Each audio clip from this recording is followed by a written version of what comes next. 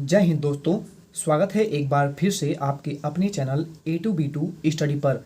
दोस्तों UP polytechnic entrance exam 2023 को देखते हुए आज हम स्टार्ट करने वाले हैं फिजिक्स का दूसरा क्लास। दोस्तों मापन यानी मेजरमेंट, ये आपके फिजिक्स का पहला चैप्टर है डी फार्मा यानी डिप्लोमा इन फार्मेसी के इंट्रेंस के स्टूडेंट्स के लिए। दोस्तों पहली क्लास हमने ऑलरेडी उसमें आपको इम्पॉर्टेंट न्यूमेरिकल टाइप क्वेश्चंस जो कि एग्जाम में पूछे जाते हैं या फिर पूछे गए हैं वो बता दिया था। आज की क्लास यानी मापन के चैप्टर में हम आगे के कुछ इम्पॉर्टेंट ऑब्जेक्टिव टाइप क्वेश्चंस को सॉल्व करने वाले हैं। दोस्तों एक चीज़ ध्यान सुनिए, अगर आप मापन यानी मेजरमेंट इस चैप्टर से आने वाले थ्योरी की क्लास लेना चाहते हैं तो उसकी क्लास आपको ऑलरेडी हमारी चैनल के प्लेलिस्ट पर, आप चैनल में विजिट करिए, प्लेलिस्ट की सेक्शन में जाइए, वहाँ पर आपको पॉलीटेक्निक इंट्रेंस 2023 थ्योरी की क्लास की पूरी एक प्लेलिस्ट मिल जाएगी। वहाँ पर जा कर के आप फिजिक्स के पूरे थ्योरी की क्लास को देख सकते हैं। आपको हर एक चैप्टर को वहाँ पे डिटेल में बताया गया है। अगर आप उस क्लास को देख लेते हैं तो आपको ऑब्जेक्टिव या फिर न्यूमेरिकल टाइप क्वेश्चंस सभी को सॉल्व करने में काफ़ी मदद मिलेगी, काफ़ी आपको क्वेश्चन समझ में आएंगे। तो आज की क्लास में हम मापन यानी मेजरमेंट से आने वाले इम्पॉर्टेंट और बहुत ही इम्पॉर्टेंट क्वेश्चंस को सॉल्व करते हैं। तो चलिए क्लास को स्टार्ट करते हैं। इससे पहले कि क्लास स्टार्ट करें, अगर आपने पिछली वीडियो को नहीं देखा है तो इस वीडियो को भी मत देखें, वरना पिछली वीडियो को देखने के बाद ही इसे देखें, क्योंकि आपको क्वेश्चन अच्छे से समझ में आएंगे और आपको भी पढ़ने में काफ़ी मज़ा आएगा।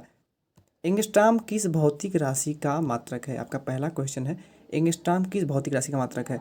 तो एंगस्ट्रॉम दोस्तों जो है ये तरंग दैर्ध्य का मात्रक है। पिछली वीडियो में भी हमने आपको बताया था और यहाँ पे आपका रिवीजन भी एक तरह से हो जाता है। आपसे क्वेश्चन पूछा जाता है कि एक एंगस्ट्रॉम में कितने मीटर होते हैं। एक एंगस्ट्रॉम जो है उसमें कितना मीटर होता है? तो एक एंगस्ट्रॉम में 10⁻⁻10 मीटर होता है। डायरेक्ट क्वेश्चन इससे बनते हैं और आपके 4 मार्क्स इससे मिल जाते हैं बड़े ही आसानी से। नेक्स्ट क्वेश्चन ये है कि यदि लंबाई व बल के प्रतीक के मात्रक को दोगुना कर दिया जाए तो शक्ति के मात्रक में कितने गुना वृद्धि हो जाएगी? मोस्ट इंपॉर्टेंट क्वेश्चन है और आपको एग्जाम में इसी टाइप के क्वेश्चन देखने को मिलने वाले हैं। दोस्तों इस प्रश्न को सॉल्व करने से पहले आपको कुछ फार्मूले जो है वो पता होने चाहिए, जैसे कि P=F/V। ये फार्मूला तो आप सभी ने देखा ही होगा, P=F/V। इसे आप कुछ इस प्रकार भी लिख सकते हैं, जैसे कि अगर आप P लिखना चाहें तो P=F/L/T।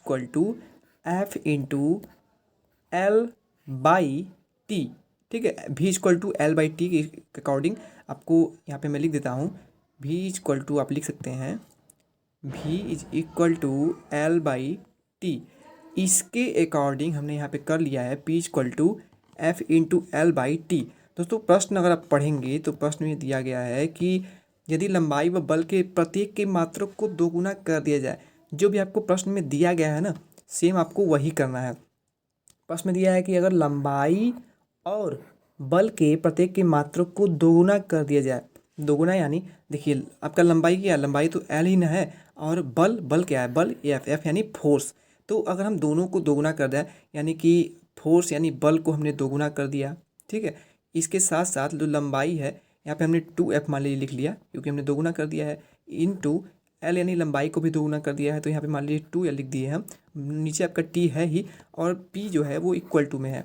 तो अगर हम लंबाई व बल प्रत्येक के मात्रक को दोगुना कर दें तो शक्ति के मात्रक में कितने गुना वृद्धि हो जाएगी? शक्ति यानी पी यानी पावर, पावर को ही हम शक्ति कहते हैं, ठीक है। तो ये आप जानते होंगे। तो दोस्तों जब हम दोनों को दोगुना कर देते हैं तो आप देखेंगे ये साफ साफ आपको दिख रहा होगा कि यहाँ पे 2 × 2 जो है वो 4 हो जाएगा, यानी जो पावर है वो भी 4 गुना हो जाएगा।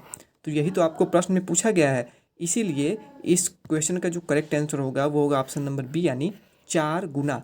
तो उम्मीद है आपको ये क्वेश्चन काफ़ी अच्छे से समझ में आया होगा। अगर प्रश्न समझ में आ रहे हो तो प्लीज़ कमेंट बॉक्स में ज़रूर बताएं। अगले क्वेश्चन में चलते हैं।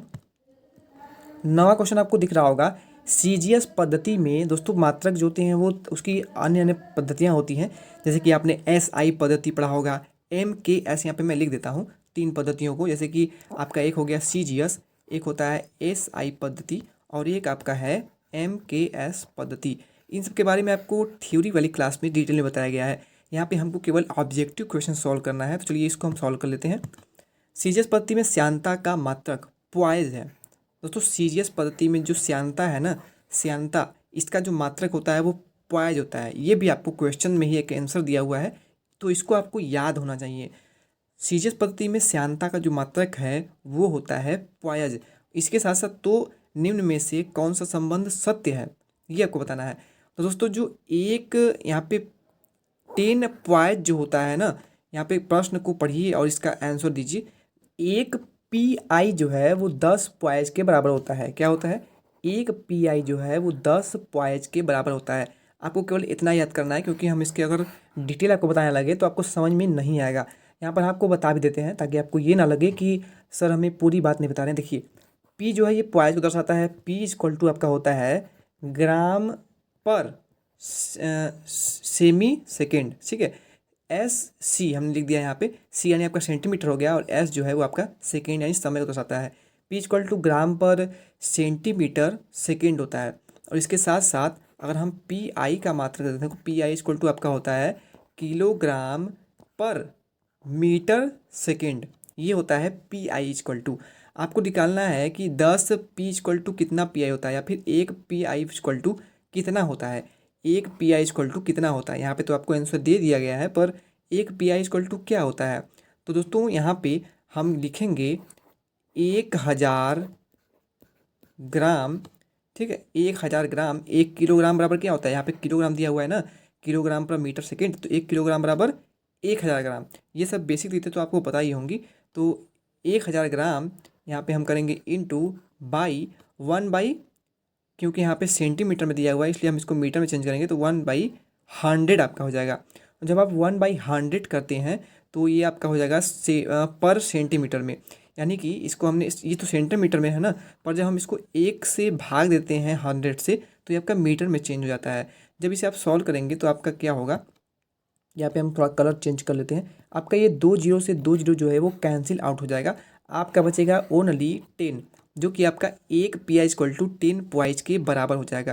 तो उम्मीद है कुछ स्टूडेंट को ये समझ में आ गया होगा, पर आपको इतना इसको समझने की आवश्यकता भी नहीं है। आपको सीधे याद करना है कि यहाँ पे एक पॉइज भी आपको पूछा जा सकता है, एक पॉइज, ठीक है। एक पॉइज इक्वल टू आपको पूछा जाता है तो 1 पी आई बाई 10, ये भी आप कर सकते हैं।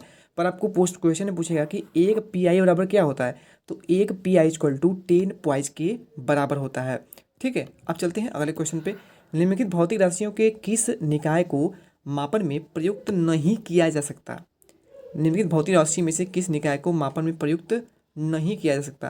तो इसका जो करेक्ट आंसर होगा वो होगा लंबाई, समय और वेग, ठीक है। लंबाई, समय और वेग ये ऐसी राशियां हैं जिनको मापन में प्रयुक्त नहीं किया जा सकता है, इसीलिए इसका जो करेक्ट आंसर है वो होगा ऑप्शन नंबर बी। अगला क्वेश्चन है, यदि एक कण का विस्थापन x equal to a square sine square K T द्वारा प्राप्त होता है, जहाँ t समय को प्रदर्शित करता है, तो k का मात्रक क्या होगा। मोस्ट इंपॉर्टेंट क्वेश्चन है और इस प्रकार का क्वेश्चन एग्जाम में 1 से 2 क्वेश्चन 100% आता है। x equal to a square sine square K T में अगर आप देखेंगे तो के टी जो है इसकी कोई बीमा ही नहीं है, ये बीमाहीन राशि है।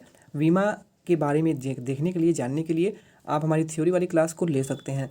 दोस्तों एक फार्मूला आपने पढ़ा होगा अपनी हाई स्कूल या फिर इंटरमीडिएट क्लास में, एफ इक्वल टू 2π/t। जो टी एफ जो है वो आपका फ्रीक्वेंसी को प्रदर्शित करता है, यानी कि फ्रीक्वेंसी यानी जिसका मात्रक आपका हर्ट्ज होता है। तो यहाँ पे एफ इक्वल टू 2π/t होता है। उसी प्रकार यहाँ पे के इक्वल टू 1/t भी होता है। के इक्वल टू अगर आप 1/t करते हैं तो यही 1/t जो है वो आपकी फ्रीक्वेंसी को भी प्रदर्शित करता है, इसलिए इसका मात्रक जो है वो उसका हो जाएगा हर्ट्ज, यानी ऑप्शन नंबर ए इसका करेक्ट आंसर हो जाएगा। 12वां क्वेश्चन है, अर्ग इंटू सेकेंड किसका मात्रक है। यहाँ पे अर्ग इंटू सेकेंड जो है वो किसका मात्रक है। तो अर्ग इंटू सेकेंड जो है वो प्लांक नियतांक का मात्रक है, ये आपको याद करना होगा। इसका कोई भी मात्र ट्रिक नहीं है, इसको आपको याद करना होगा। एक परमाणविक द्रव्यमान मात्रक का मान कितना होता है। एक परमाणविक द्रव्यमान मात्रक का मान कितना होता है, मोस्ट इंपॉर्टेंट क्वेश्चन है और बहुत से स्टूडेंट को इसका आंसर आ भी गया होगा। दोस्तों ये परमाणविक द्रव्यमान जो है वो इलेक्ट्रॉन का द्रव्यमान का मान है। इलेक्ट्रॉन का द्रव्यमान का मान कितना होता है, तो 1.66 × 10⁻³ किलोग्राम होता है। इसके साथ साथ आपको इलेक्ट्रॉन, प्रोटॉन, न्यूट्रॉन की खोज किसने की थी ये भी याद होना चाहिए। और इसके भी अलावा आपको तीनों के जो परमाणु क्रमांक हैं ये भी याद होने चाहिए। दोस्तों इलेक्ट्रॉन का द्रव्यमान के साथ साथ इसका इलेक्ट्रॉन के चिन्ह क्या क्या होते हैं, इलेक्ट्रॉन को किससे प्रदर्शित करते हैं, प्रोटॉन को कैसे प्रदर्शित करते हैं। दोस्तों अगर हम बात करें इलेक्ट्रॉन, प्रोटॉन और न्यूट्रॉन की, तो इलेक्ट्रॉन की जो खोज की थी वो थॉमसन ने की थी। इलेक्ट्रॉन की खोज जो थी वो थॉमसन ने की थी। प्रोटॉन की खोज की बात करें तो इसकी खोज की थी आपके रदरफोर्ड ने। ठीक है, ये क्वेश्चन बनते हैं एग्जाम में। वही अगर हम बात करें न्यूट्रॉन की खोज किसने की थी, तो इसकी खोज की थी आपके चैडविक ने। ठीक है, आपको बस इतना ही याद रखना है, चैडविक ने की थी खोज इसकी। तो ये 3 क्वेश्चन आपको याद रखने हैं, हमेशा के लिए आपको याद होने चाहिए। दोस्तों अगला क्वेश्चन देख लेते हैं, बर्नौली समीकरण। बर्नौली समीकरण क्या है, आपको क्वेश्चन पूछ सकता है बर्नौली प्रमेय का समीकरण क्या है। तो ये आपको बिल्कुल याद होना चाहिए, बहुत ही मोस्ट इंपॉर्टेंट क्वेश्चन है। P plus half D V square plus D G H. कहीं कहीं आपको ये जो डी दिया हुआ है वो कुछ इस प्रकार भी दे सकता है। ठीक है, कुछ इस प्रकार, जिसको कि रो बोलते हैं। क्या बोलते हैं, रो। आपको बर्नौली प्रमेय का जो समीकरण है वो होता है P plus half rho V square plus rho G H. यहाँ पे डी जो दिया गया है ये भी आपके घनत्व को ही दर्शाता है। तथा तब राशि हाफ डी वी स्क्वायर का मात्रक किस भौतिक राशि के मात्रक के समान है, ये क्वेश्चन आपको पूछा गया है। तो दोस्तों ये जो हाफ रो वी स्क्वायर है ना, या फिर डी वी स्क्वायर है, ये जो मात्रक है ये दाब के भौतिक राशि के मात्रक के बराबर होता है। इसलिए इसका ऑप्शन नंबर डी होगा करेक्ट आंसर। लीटर किस पद्धति का मात्रक है, लीटर जो है वो किस पद्धति का मात्रक है, तो लीटर जो है ये मीटरी पद्धति का मात्रक है। लीटर जो है ये मीटरी पद्धति का मात्रक है। किसी भी द्रव को अगर हम मापते हैं तो उसको लीटर में मापते हैं, ये तो आप जानते होंगे। अगले क्वेश्चन में चलते हैं, 1/1000 ग्राम को कहते हैं, 1/1000 ग्राम को क्या कहते हैं। दोस्तों 1000 ग्राम जो होता है वो 1 किलोग्राम के बराबर होता है। 1000 ग्राम जो है वो 1 किलोग्राम के बराबर होता है। वहीं अगर आप 1 किलोग्राम में अगर हम यही 1000 से भाग दे दें तो वो मिलीग्राम में चेंज हो जाता है। इसीलिए इसका ऑप्शन नंबर बी हो जाएगा करेक्ट आंसर। ये सब बेसिक क्वेश्चन है, ये सब तो आपको आने ही चाहिए। एक इलेक्ट्रॉन का द्रव्यमान आपने अभी अभी पढ़ा था। देखिए इलेक्ट्रॉन का द्रव्यमान जो यहाँ पे दिया हुआ है 9.11 इंटू 10⁻26 ग्राम है। तो 1 ग्राम में इलेक्ट्रॉन होंगे। दोस्तों इससे आसान क्वेश्चन हो नहीं सकता, और ये क्वेश्चन अगर आपको नहीं आ रहा है तो आप कुछ भी नहीं कर सकते। दोस्तों आपको इलेक्ट्रॉन का द्रव्यमान तो दिया हुआ है और आपको 1 ग्राम में पूछा हुआ है, तो 1 ग्राम में पता करने के लिए आपको 1 में इसी संख्या से डिवाइड कर देना है, भाग देना है, आपका करेक्ट आंसर आ जाएगा। ये क्वेश्चन ऑलरेडी हमने पिछली वीडियो में भी करा रखा है। ऑप्शन नंबर ए इसका करेक्ट आंसर होगा। एक आकाशगंगा की दूरी का कोटिमान 10⁻25 मीटर है। यदि यह दूरी प्रकाश की चाल से तय की जाए तो के लिए गए समय का कोटिमान होगा। प्रकाश की चाल जो है वो आपको पता होगा, और यहाँ पे दिया भी गया है 3 × 10⁸ मीटर पर सेकेंड। ये होता है प्रकाश का वेग, या फिर चाल इसे कह सकते हैं। दोस्तों इस क्वेश्चन को सॉल्व करने के लिए आपको पता होगा कि चाल बराबर दूरी बटा समय होता है। ये फार्मूला आपने बचपन से पढ़ा हुआ है, चाल इज इक्वल टू दूरी बाई टाइम यानी समय। ठीक है, यहाँ पे हम टाइम लिख देते हैं। ये फार्मूला तो आपने बचपन से बहुत ही बार पढ़ा होगा। आपको इसमें दिया क्या गया है ये आपको पता होना चाहिए। इसमें आपको दूरी जो है टोटल ना, दूरी जो है वो आपको दिया गया है कितना, 10⁻25 मीटर। इसके साथ साथ समय जो है वो आपको पूछा गया है कि समय क्या होगा। इसके अलावा आपको चाल जो है वो भी दिया गया है, प्रकाश की चाल कितना है 3 × 10⁸ मीटर। कोई भी क्वेश्चन न्यूमेरिकल टाइप देखने के बाद आपको सबसे पहले वो काम करना है कि उसमें आपको दिया क्या क्या है वो आपको लिख लेना है। दोस्तों यहाँ पे आपको दूरी और यहाँ पे चाल का मान दिया हुआ है, आपको टाइम यानी समय ज्ञात करना है।